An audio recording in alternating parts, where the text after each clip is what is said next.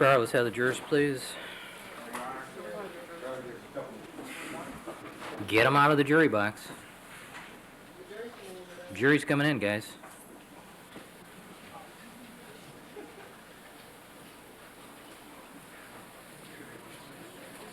I know we're desperate for volunteers, but yeah.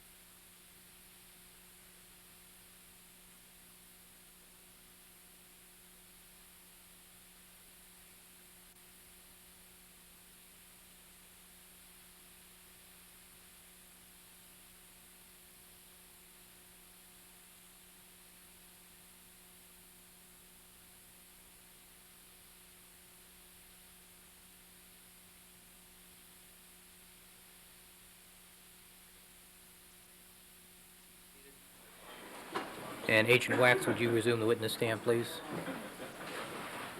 All right, let the record reflect that we've been rejoined by all the members of our jury panel.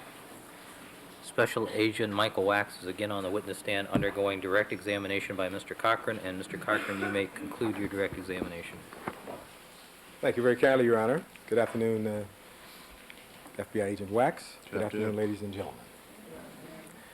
Now, when we left this morning, I was asking you some questions about this conversation that you'd overheard in February of 1995 in this building involving Detective Van Adder and Mr. Larry Fiato.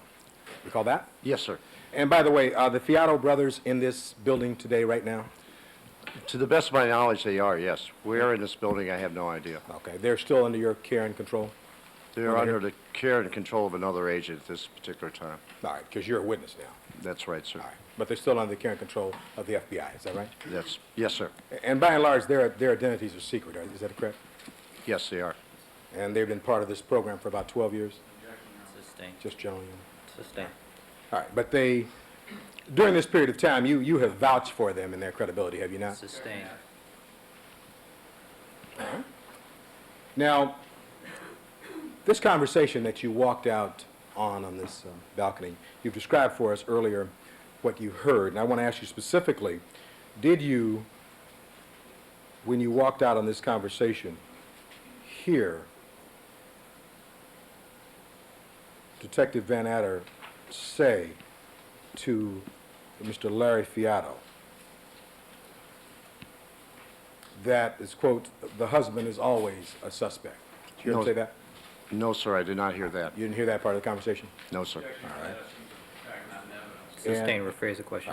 You don't recall hearing that portion of the conversation that the husband is always a suspect. Is that correct? Sustained. All right. Did you hear at any time when you were out there Detective Van Adder say, in addition to the things you've told this jury about, the husband is always the suspect? No, sir, I did not. All right. Now, in the course of this conversation, you described for us that you went out there to smoke yourself and that the conversation continued over a period of time. And it's correct, is it not, that during the time of the conversation you heard Detective Van Adder and Mr. Larry Fiato talking about things like Detective Van Adder's house?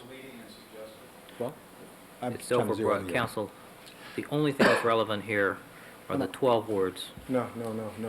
Yes. Respectfully, with the court, allow me some leeway here. It has to go with what happened else. Well, Nope. Your Honor, Proceed. credibility? Proceed, counsel. Okay. At the appropriate time, maybe you'll let me approach. Proceed. All right. Do you know whether or not Larry Fiato and Detective Van Adder had spoken on occasions prior to this date in February of 1995? Yes, I believe they had. Do you know on how many occasions they'd spoken to before that time, the time on the landing? If you know, I'm asking you. Or will. No, sir, I don't. There was many times when we were put in the, into the company of Detective Van Adder only because of where we're being required to stay in the DA's office. I understand. So many times, well, how many times is many? Oh, I'd say maybe a dozen times. Have you ever seen them drink a beer together during any of these times? No, no, sir, I haven't. No. You weren't in that hotel room back in January? No, sir, I was not. Now, after you heard this statement that Detective Van Adder made to Larry Fiato, did you and Larry Fiato have occasion to talk about that statement shortly after the statement was made by Van Adder? We talked on the way back to the hotel that night, that afternoon. All right. In the course of that conversation, did the subject matter of what Van Adder had said out on the landing come up? Yes, yes, it did. Okay, you can answer that. You can answer that. So the subject matter came up, and you had a further conversation about that on the way back to the hotel? It wasn't really a conversation. It was more of a comment All right. by Mr. Fiato. All right. Mr. Fiato made a comment on the way back to the hotel, right? Yes, sir. All right. Well, we're talking to Larry Fiato, right? Larry Fiato, yes, Your Honor. And you can't tell us what the comment was, but did the comment relate to whether or not Larry Fiato had heard? May I Sustained. finish? Well, Sustained. It's hearsay, counsel. The way it's phrased. the way it was phrased? The way it's phrased. Proceed.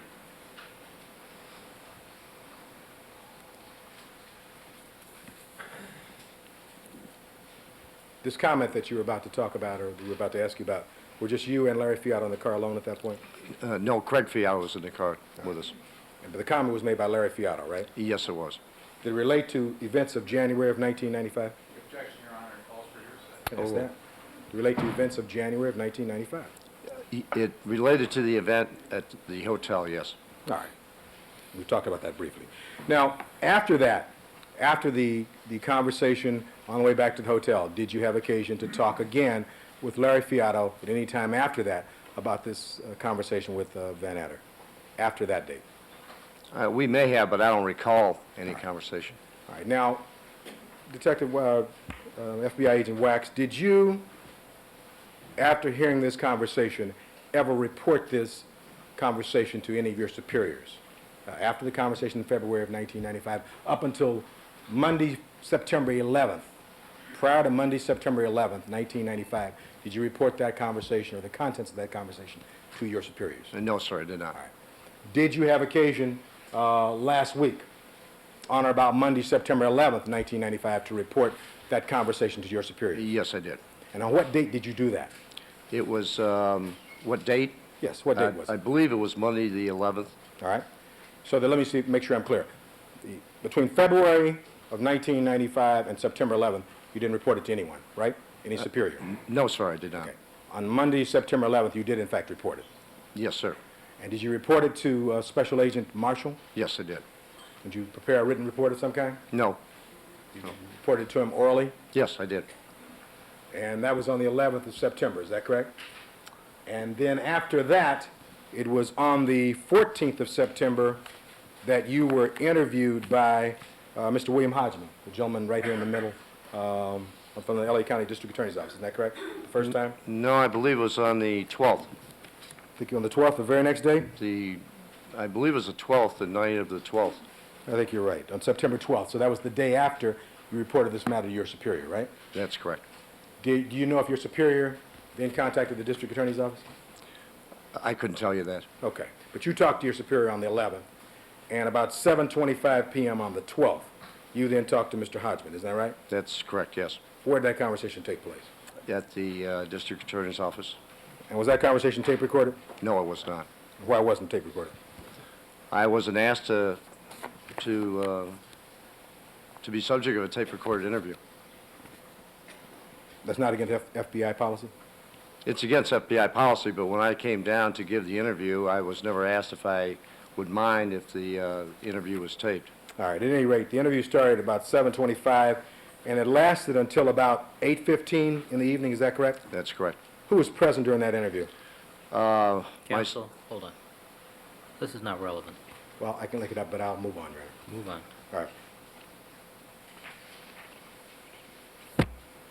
And in that interview with Mr. Hodgman, you tried to be as accurate as you could about what took place, is that correct? Yes, I did. And then, after that interview, there was a subsequent interview that took place 3 days later on September 15th, last Friday, isn't that correct? That's correct. Friday morning, Friday morning, and that interview took place where? in the district attorney's office. Same location? Yes. And who was Mr. Kelberg present during that interview, Yes, he was. along with Mr. Hodgman? Yes. And again, you told what you knew about this particular incident, is that correct? That's correct. Now, in this conversation that you had, that you overheard Detective Van Adder making these statements to Larry Fiato, you never saw Detective Van Adder laughing during this conversation, did you? No, no, I did not. All right. And you didn't see him smiling during the time of this conversation either, did you, sir? I don't recall whether he was smiling or not. And you, during the time that you heard him make this statement regarding Mr. Simpson being the suspect and they weren't there to save lives, did you ever ask him any questions at that point? No, I did not. Did you say anything to him yourself at that point? No, I did not. So whatever concerns you registered or thought at that time, you kept them to yourself, is that right?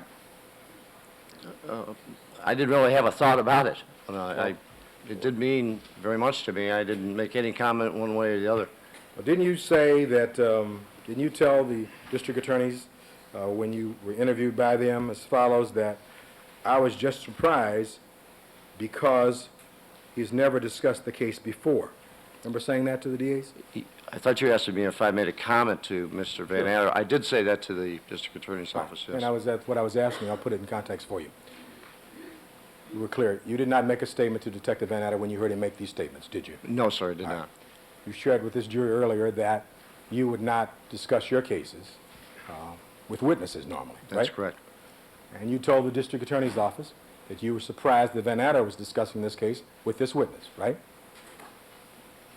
Yes, I did. All right.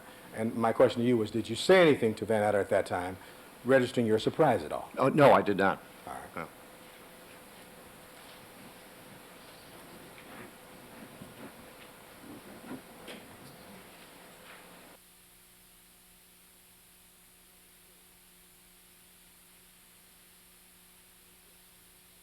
Now, during the course of this conversation between Larry Fiato and Van Adder, did they discuss personal things? Did you hear Van Adder discussing personal things? No, I did not. Well, you remember in the... not- Okay, go right ahead, please. When I came into the conversation, it was either in the middle or the very end. The conversation stopped, then we talked about some personal matters, All right, as we well- always do. All right, as you always do. So when Yes. you talk about personal things, and Your Honor, I'd like, if I might just briefly approach... It's not relevant. I This- would- You've got the statement in, the 15 words that are relevant here in. Let's move on. Very limited scope here, counsel. I appreciate that. And Let's I would- move on. All right, Your Honor.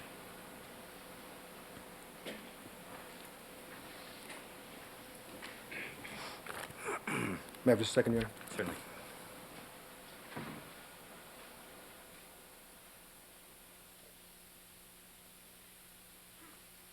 You know who Vic Walters is? Yes, I do.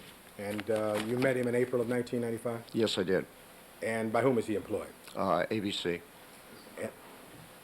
Well, I have one other question in that regard, Your Honor. It's not relevant. Well, It's not relevant. all right. Anything else? I may have a second.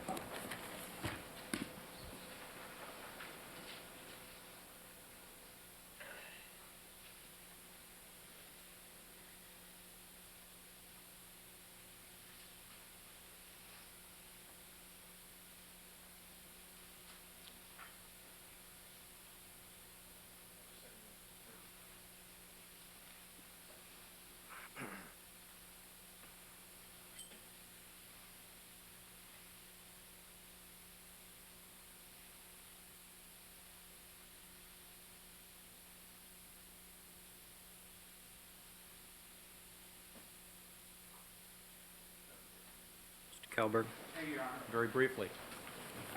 Good afternoon, ladies and gentlemen, and good afternoon, Agent Wacks. Agent Wacks, I was not present for the first conversation you had with Mr. Hodgman, correct?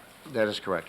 And basically, would it be accurate to say that in the second conversation in our offices where I was present, that we asked you to tell us what you knew, much the same ground? This is hearsay, self-serving. Overruled. Much the same ground that had been gone over with Mr. Hodgman in my absence in the earlier interview. Is that correct? That is correct. And at that time, we did ask to tape record the interview, did we not? That is correct. And you had an attorney representing the Federal Bureau of Investigation who told us it was against policy to do so, as a result of which it was not tape recorded. Is that correct? Yes, sir. Now, going back to the smoking deck incident, it would not be accurate to say that you interrupted a conversation. What you interrupted was a comment being made by Mr. Van Adder. That would be accurate, would it not? Overruled. That's correct, yes. You have no idea what was said, if anything, before you heard the comment. Overruled. I have no idea what he said before. And, sir, in fact, the tone you heard in Mr. Van Adder's voice as he was saying the comment you heard him say was one of sarcasm, wasn't it? Overruled. Counsel, that objection is not well taken. This is cross-examination. Proceed. In my opinion, it was totally sarcastic, yes. And from what you heard, it would be consistent with a man who is venting his frustrations over accusations that had been made against him and other Los Angeles Police Department officers. Isn't that Sustained. correct? Sustained.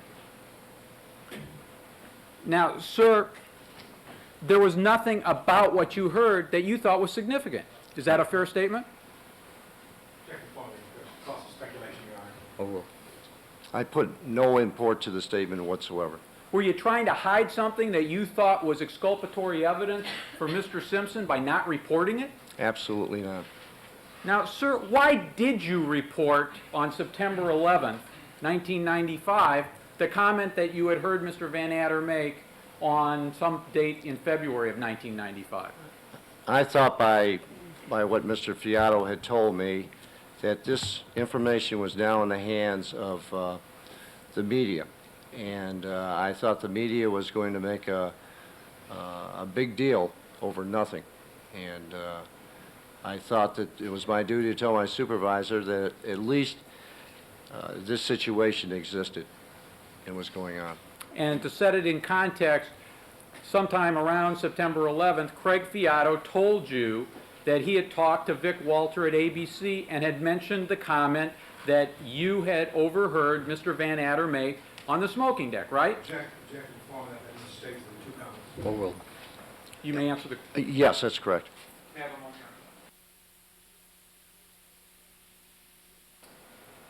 And would it be accurate to say, sir, that you have followed some of the proceedings in the Simpson case over the last year's time? Somewhat, like any other citizen, I suppose.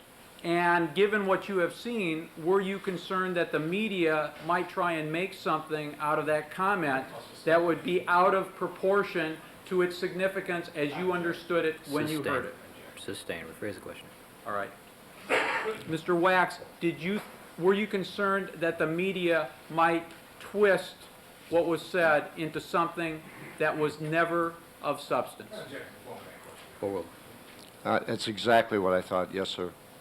And that's why you told your supervisor? That's correct. And as a result of telling your supervisor out of an abundance of caution, the matter was reported to our office, correct? That is correct. And you were interviewed as part of that investigation? On 2 occasions, yes. And it was your understanding that reports were prepared of your 2 interviews with our lawyers, correct? Yes, yes, they were. And it was your understanding that we turned over, along with whatever else we had in the way of the investigation, those reports to Mr. Cochran and to the other lawyers on the defense team so they would know what you had told us. Is that correct? I assume that's what happened, yes. That's basically your understanding of how the process works. That's why I'm sitting here today, I believe, yes. May I have one more moment?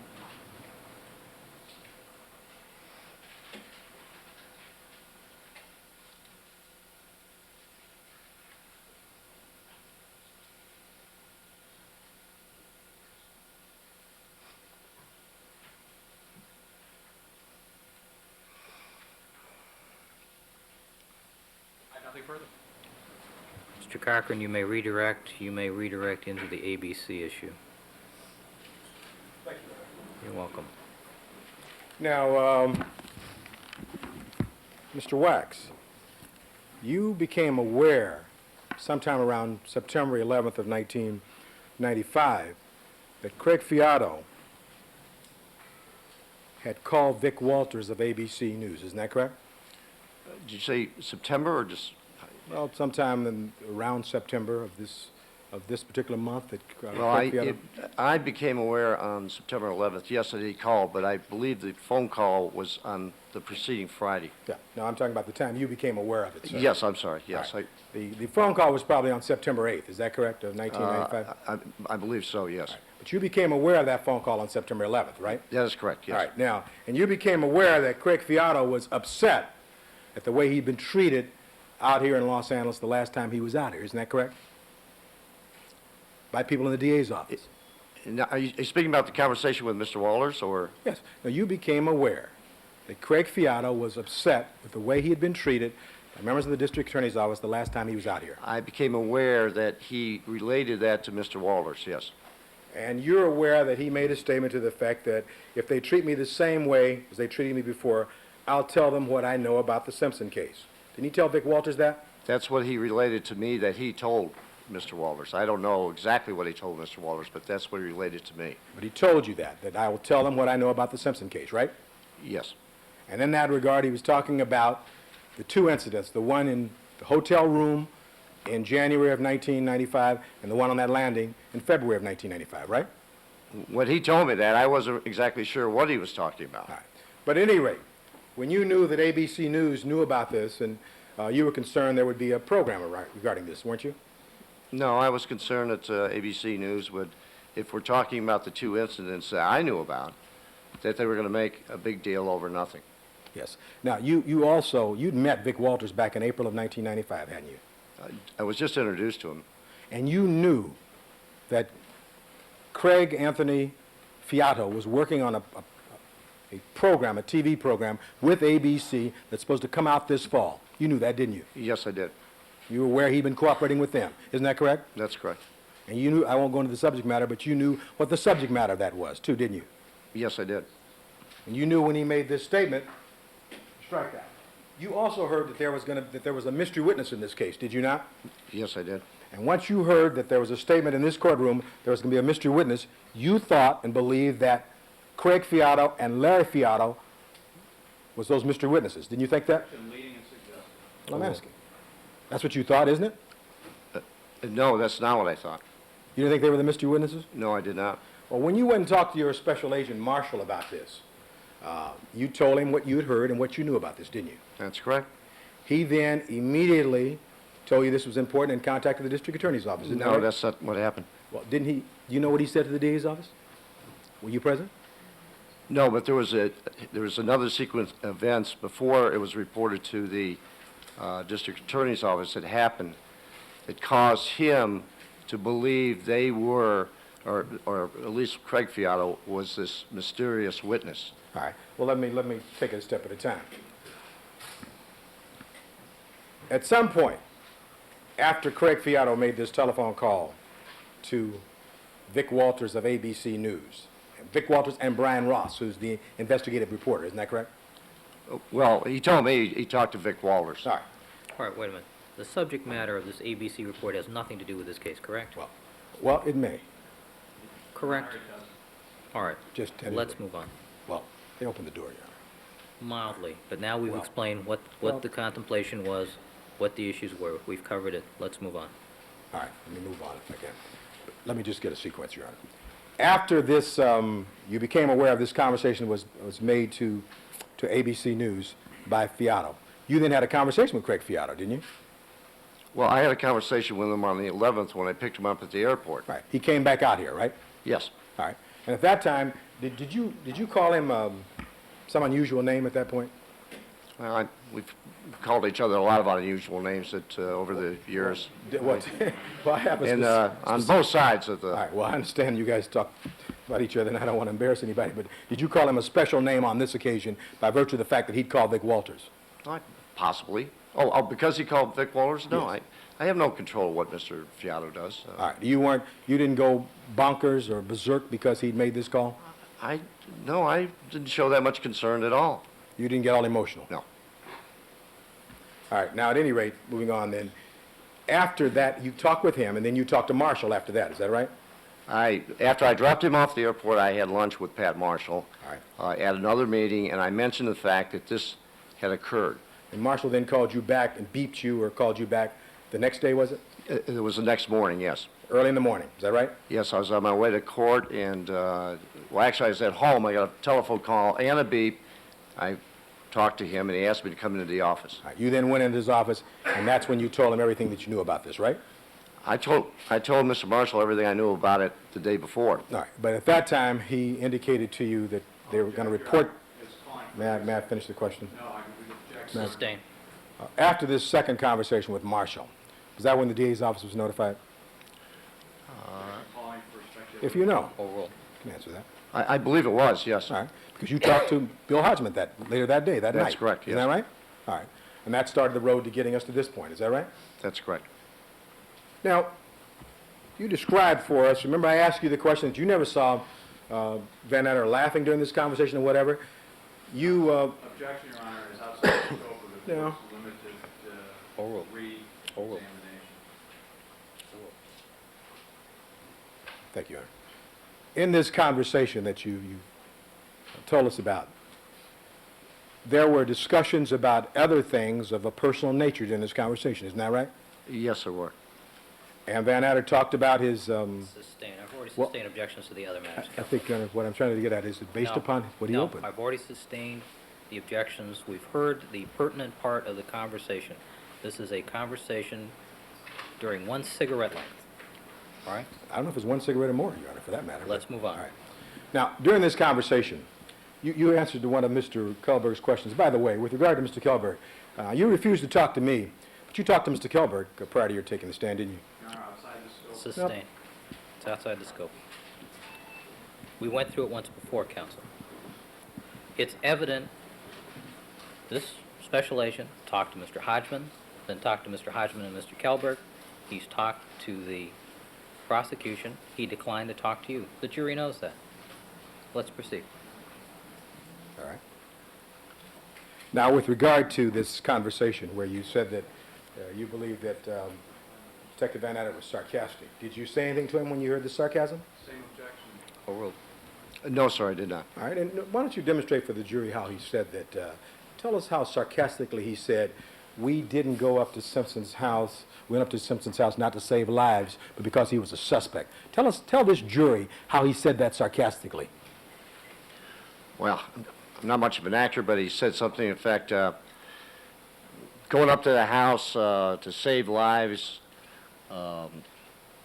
he's a suspect. It was so out of context that I couldn't give you an exact quote or the contents of it, but to my way of thinking, it was said in a very sarcastic tone. Now, you're right, you aren't an actor, but with regard to that, you don't know what was said before that, do you? Because you told us you didn't. No, sir, I do not. You walked out there, and what you heard him say was that, Objection, Your Honor, leading and suggestive. I'm asking Outside the scope. specifically- I have not objected to all of the Sustained. leading questions. Sustain.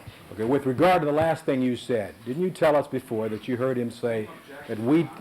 Can I complete the Counsel, question? we've gone through the statement now I'm five just- times. I'm dealing with this particular aspect, Your Honor. I have a right to do that. 5 times is too many. No, Proceed. listen, Either okay. conclude with something that's new or sit down.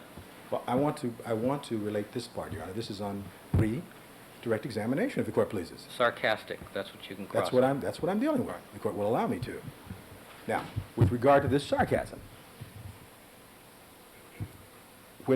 when you heard this sarcastic statement, he said in the sarcastic manner that we didn't go up there to save lives. Isn't that right?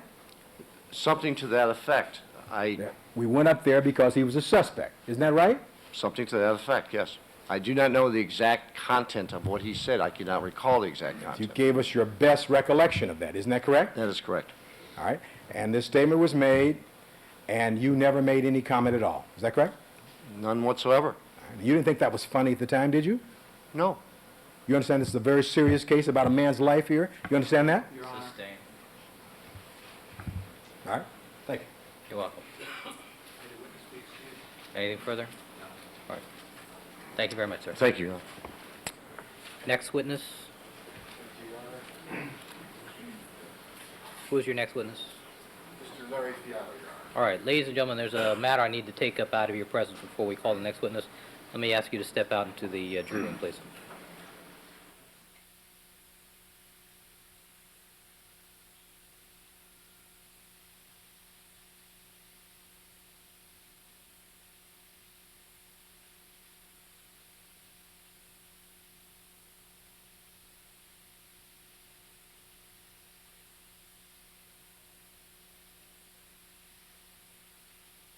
Jury is withdrawn from the courtroom. Counsel, I have received and heard an application from the United States Attorney, Judge Minella, asking the court to take certain precautions if one of the Fiato brothers was called as a witness. I've heard the comments by the real parties in interest, both of whom have no opposition to the application by the United States Attorney. And I see Mr. Morell is present. I don't see Ms. Sager. Your Honor, I'm here for Ms. Sager. She's not county. My name's Karen Frederiksen. All right. Do you have any brief comment, counsel?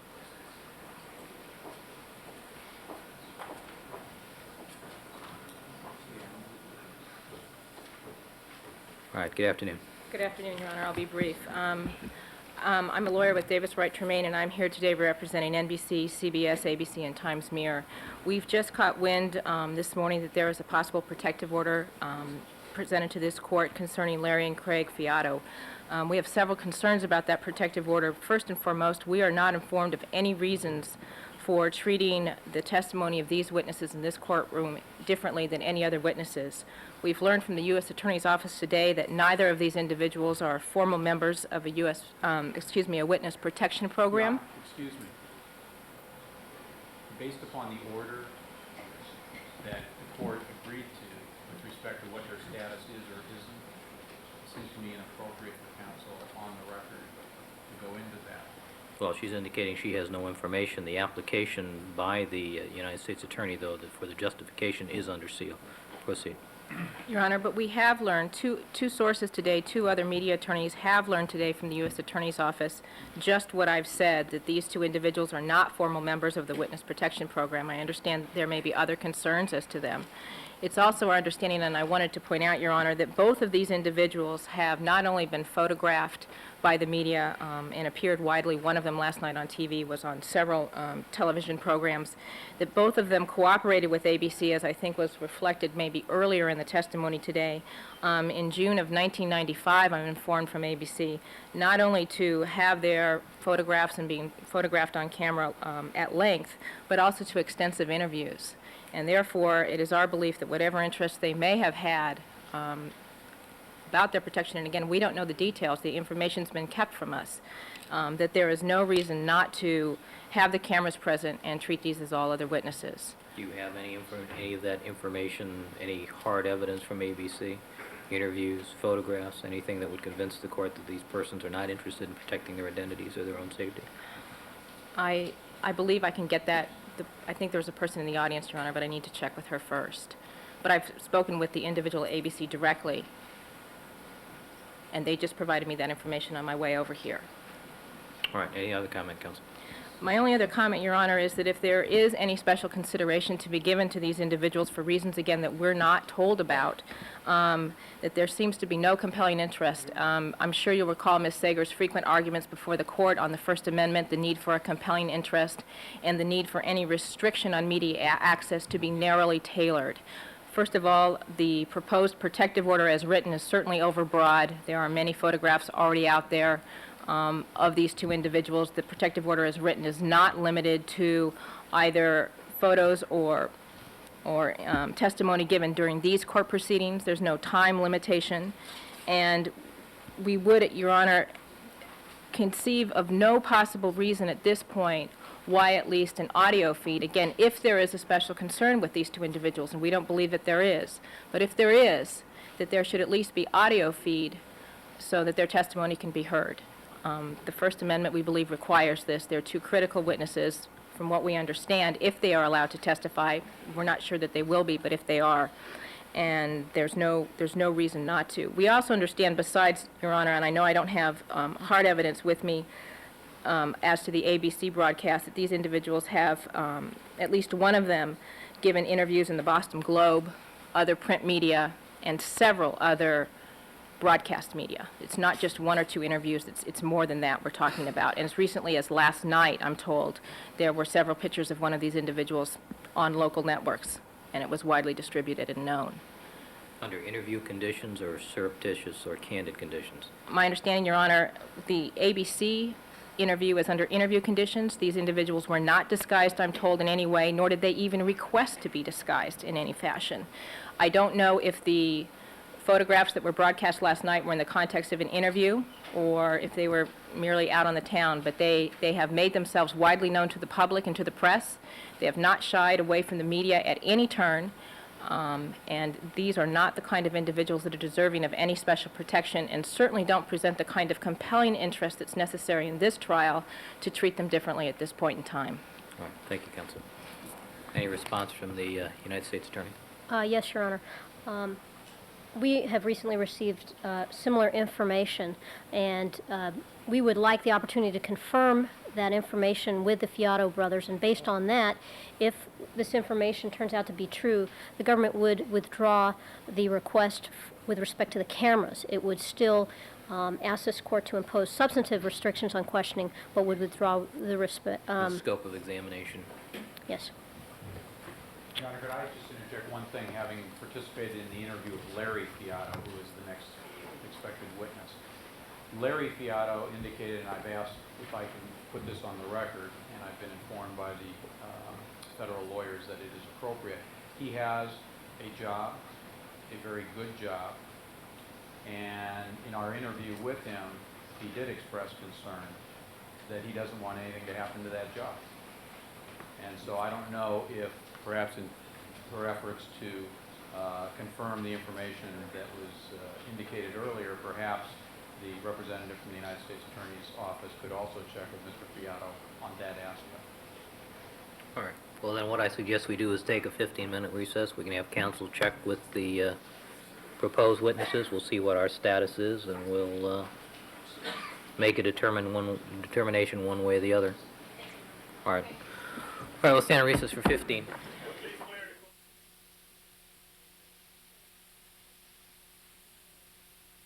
The federal government would persist in its request for a protective order of both Craig Fiato and Larry Fiato. And I'd like to break them down and deal with them separately first, Your Honor.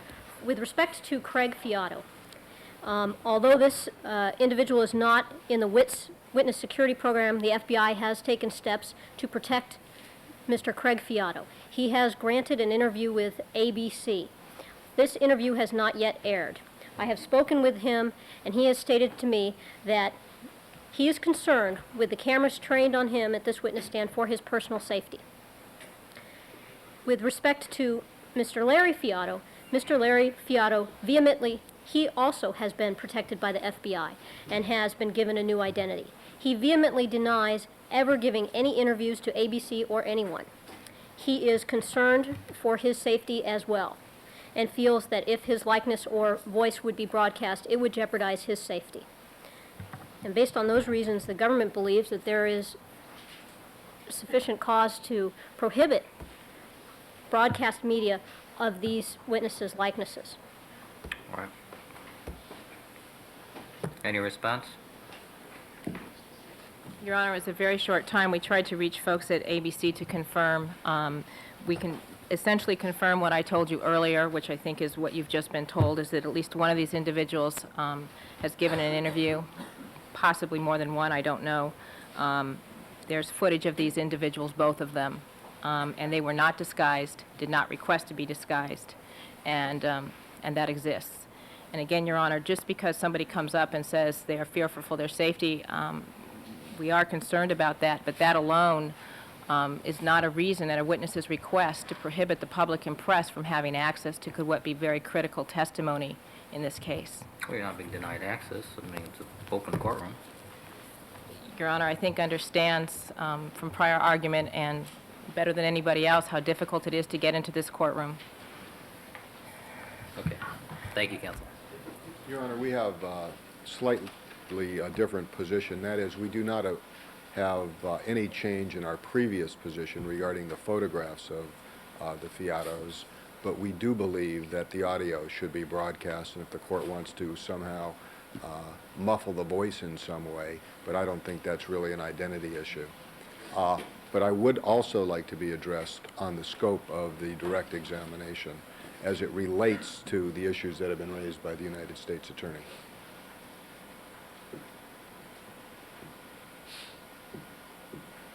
In particular, I believe we should be entitled to present to this jury the following information: that the United States Attorney's Office does have a vested interest in the Fiato brothers and in their welfare, that these men have for the last 12 years been cooperating with the United States government, that they have frequently testified before grand juries and juries on the trial level, and that their testimony has resulted in the conviction, in their own words, of 50 to 60 individuals of serious crimes, and that they do have a cooperation agreement with the United States government and the United States Attorney's Office, whereby they are required by that agreement to give truthful testimony, and a violation of that agreement in and of itself is cause for prosecution of them.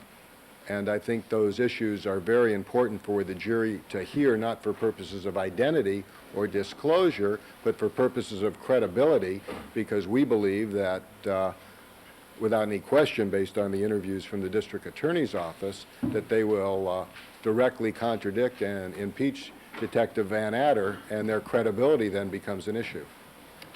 Your Honor, I am unaware of any plea agreement or cooperation agreement that the Fiato brothers have with the United States Attorney's Office. That doesn't mean that it doesn't exist, but for the record, I'm unaware of any cooperation agreement. Your Honor, I don't anticipate any position being posited by our office that the Fiato brother or brothers are untruthful, based upon the review of what they have told us in the interviews, at least in which I participated. It seems to me that the law is quite clear that until their credibility is attacked, there's no need to rehabilitate their credibility. The issue is, was a statement made, or were statements made, the context in which the statements were made. That seems to be the bottom line, short and simple. All right. Thank you, counsel. Your Honor, in that regard, then, if there is not going to be any issue as to truthfulness, we would be willing to stipulate that the interview that was conducted by Mr. Hodgman and Mr. Kelberg on September the 13th, which takes about 27 minutes, be played to the jury. And we have no need to call the witness or jeopardize his life whatsoever. We're talking about Larry Fiato's? Yes. Yes, Larry Fiato's interview that you conducted. Madam, I'm talking to Mr. Hoffman.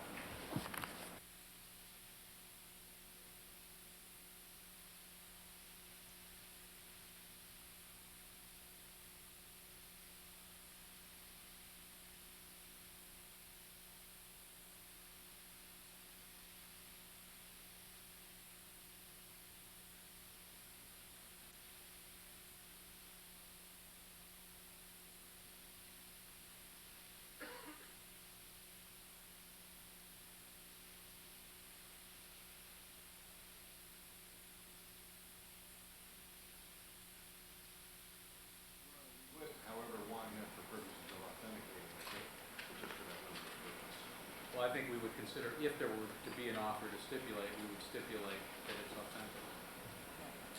We would like the jury to see visually who the person is. No, Your Honor, that, no. You get, if we were willing to stipulate, it would be a stipulation, and the tape would be played, and it would be with stipulation as to authentication. It is not, you get one half of the loaf, and then you get the rest of the loaf too. All right. Okay, then we'll proceed with the witness. All right, the application of the United States Attorney for the modification of Rule 980 is granted. No photography will take place during the testimony of Larry Fiato. All photographers are excluded from the courtroom. There will be no courtroom sketch artists. All sketch artists are excluded from the courtroom. All electronic recording devices other than the court's recording devices will be excluded, and the video and audio feed will be terminated. All right. Your Honor, if I may, is there any reason why we cannot just have audio even if it is altered?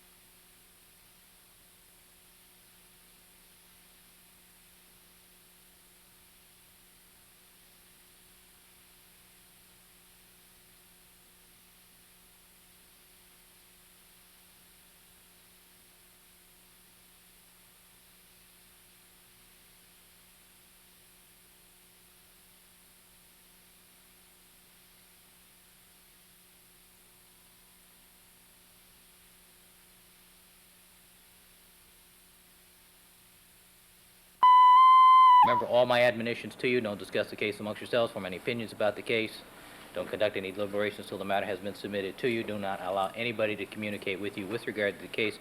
As far as the jury is concerned, we'll stand in recess until 9 o'clock. As far as counsel is concerned, as soon as the jury is clear, we'll reconvene on the other matters. All right?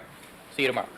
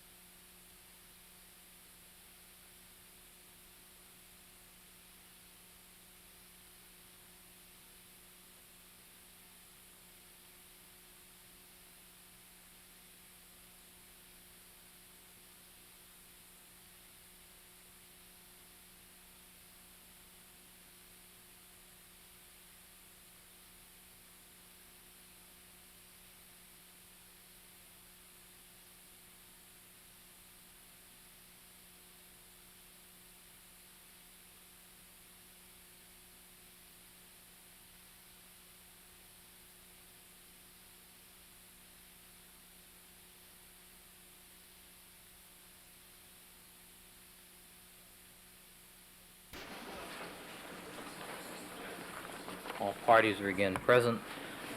All right, counsel, our agreement was to have our discussion regarding Dr. Whitehurst at this time. I'll hear from the defense first, since they are the party proffering the witness. Thank you, Your Honor. Mr. Blasier, good afternoon. Initially, I would like to present to the court Mr. Stephen Cohen, who is a member of the Washington, D.C. Bar, who is Mr. Whitehurst's attorney, and asked me to request that he be allowed to represent Mr. Whitehurst in this proceeding should we need any input from him. Certainly. Good afternoon, counsel. Also, there are a number of things pending with respect to Whitehurst and the issues that are raised by Dr. Whitehurst. And we issued 4 subpoenas. Actually, there were 2 sets of 2. They were identical. There was one subpoena that called for a great deal of information. Then there was a second subpoena after we had interviewed Dr. Whitehurst that made some specific requests that were in addition to the general requests. Both of those subpoenas, we served some on the FBI and on the Department of Justice, which is the agency that is responsible for the Office of the Inspector General. I was handed this afternoon a response to, or a brief that the federal government filed as to our subpoenas, and I have not had a chance to go through it carefully, but I have read the first part of it. And it appears that they have broken up the information into several categories, some of which they're asking you to review in camera, which I assume is the large package that you have there, because that's a lot larger than what they've provided to us. What I would suggest is that I be permitted to proceed with our proffer as to what it is we would like to recall Agent Martz for and what we would like to call Dr. Whitehurst for. And hopefully that will frame the issues well enough that it will save you some time, save the court some time in going through these materials to determine what might be relevant. I would, however, in light of the brief that we received, and I don't know whether there are other documents that are in the process of being produced to us, but I would like to also reserve the opportunity to add to that based on new information if I get something tonight, perhaps tomorrow. All right, that makes sense. First, it's important to point out that we became aware of Dr. Whitehurst only last week when there was a television show on Primetime Live that reported a series of allegations that Dr. Whitehurst was making against members of the FBI, and specifically members in the crime lab of the FBI. Dr. Whitehurst is he has a PhD in chemistry that he received in 1980. He joined the FBI in 1982. In 1986, he was assigned to the crime lab in Washington, D.C., specifically in the materials analysis unit. His area of specialty was explosive residue analysis and explosive analysis. He worked on bomb cases where they would be required to analyze the remnants of bombs or bombs that had been unexploded. He is also in his 4th year of law school at Georgetown University. During the course of his employment at the crime lab, which has been from 1986 to the present, he has had extensive contact with Special Agent Roger Martz, who testified in this case. Many times when he would be called upon to investigate explosions, analysis would be required as to the presence of certain chemicals or compounds in explosive residues or in bombs, and that would involve working with Special Agent Martz, with Agent Martz doing mass spectrometry, as he did in this case. Dr. Whitehurst became concerned about 9 years ago, about the time that he started in the lab. He became concerned about the practices of a few individuals at the lab, specifically Agent Martz and a few others, with respect to the practices that they would indulge in with respect to the cases that he was familiar with. And I might state that he worked closely with Agent Martz on at least 10 cases. He wasn't sure how many more than 10, but it's a minimum of 10. He's had contact on many, many other cases with Agent Martz's work. The allegations that he has made fall into several categories, and they include Agent Martz systematically and regularly not providing Brady material or suppressing Brady material or material that could be exculpatory to the defense, either changing or not including in reports that are prepared in casework information that might be considered exculpatory information, slanting reports and testimony in ways designed to help the prosecution and hurt the defense, reaching conclusions in advance of testing and then designing the test around those conclusions that would help the prosecution. He also makes extensive allegations about Agent Martz working on cases where he is not qualified, specifically bomb residue cases. And it would be our proposal that Dr. Whitehurst, if he is allowed to testify, one of the areas that we would like to go into is his opinions, his observations of the custom and habit of Agent Martz with respect to these issues I've listed. And let me state before I go further, I think we can break this down into fairly distinct categories as to what it is we want to do. We want to recall Agent Martz for some very specific purposes that I'll state in a minute, that are purposes that, in a sense, are irrespective of Dr. Whitehurst. The information that we have that causes us to want to recall Agent Martz came from Dr. Whitehurst and now has come from the FBI and the Office of the Inspector General, but that's an independent proposal that we're making to recall Agent Martz. We would also like to call Dr. Whitehurst to cover some of these general areas that I've just described, as well as in response to what Agent Martz says. If Agent Martz answers questions a certain way, then we may not need Dr. Whitehurst to answer those same kind of questions. Now, Dr. Whitehurst has explained that the allegations about not including Brady material or not including information in reports that might be helpful to the defense can be explained fairly easily. And that is in explosive residue cases, which is his area of expertise and his area of expertise with Agent Martz, although he's also worked with Agent Martz in sexual assault cases, poisoning cases, and one or two other areas, but primarily explosive residue.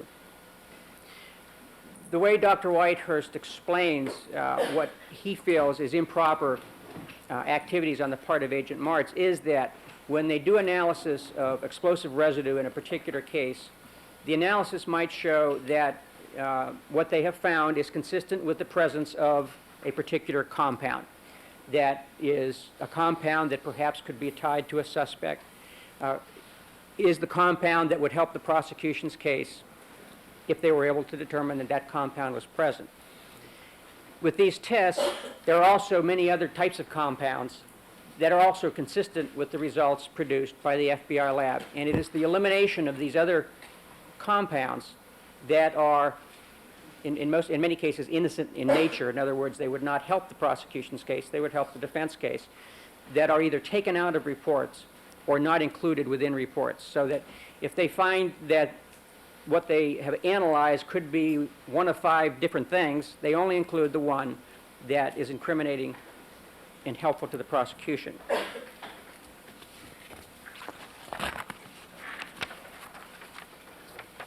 Now, under Evidence Code Section 1105, it is our position that these are repeated situations that have a regular response by Agent Martz and the crime lab that fall in the category of habit and custom, and we are entitled to present that information to the jury as it might reflect actions in conformity with their habit and custom in this case.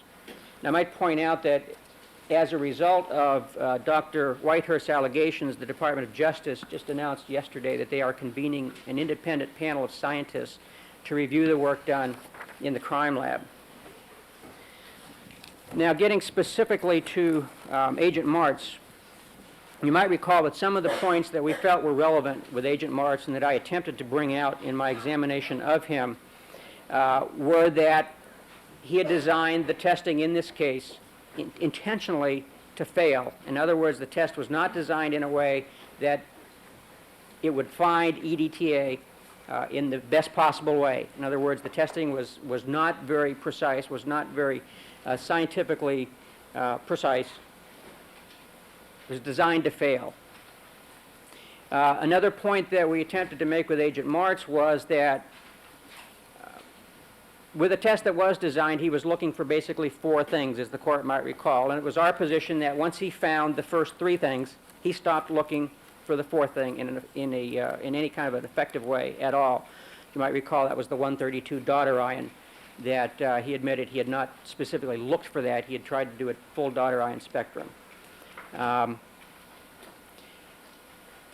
We also attempted to make the point that Agent Martz was biased toward the prosecution, and particularly after we had the morning break after my first session with him, where he acknowledged that he had changed his attitude and became more hostile, and I think he made a comment to the effect that he wanted to tell the truth more, or he didn't feel like the truth was getting out with the answers that he had been given previously.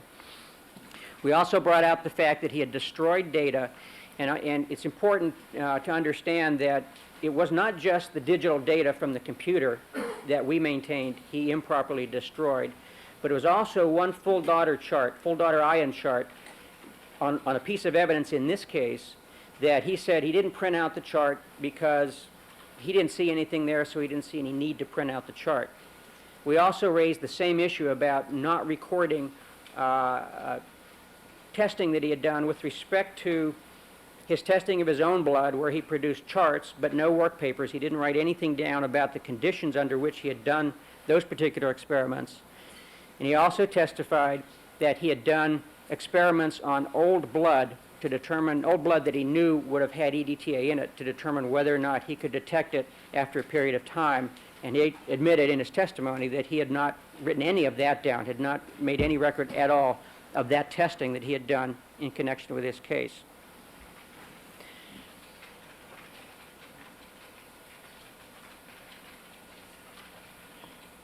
And of course, we also alleged that he had not taken any of the steps that one might expect him to take to try and determine if there was EDTA on these evidence samples, how much EDTA would you expect to find 8 months later under the conditions that each of these samples was subjected to.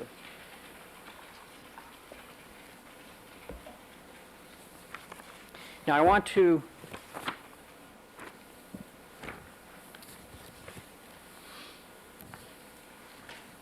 give a specific chronology of the information that we received from Dr. Whitehurst with respect to Agent Martz's performance in the Simpson case. And this is the main reason we want to call Agent Martz back to the stand.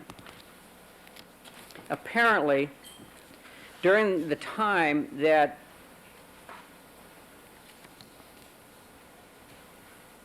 Agent Martz was testifying in this case, Dr. Whitehurst was present at Quantico at the research lab where they had done some of the validation, or the validation studies that Agent Martz used to present his results in this case. There was apparently allegations made